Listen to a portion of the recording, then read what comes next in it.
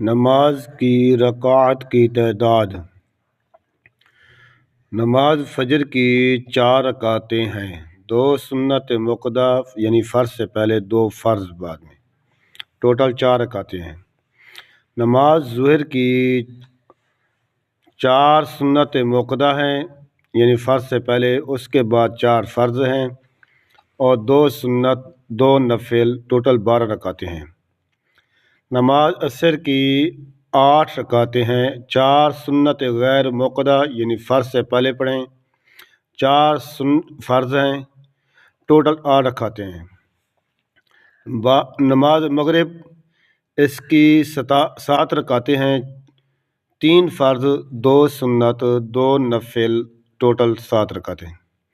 نماز عشاء کی 17 رکعتیں، 4 سنت غیر مؤکدہ، 4 فرض، 2 سنت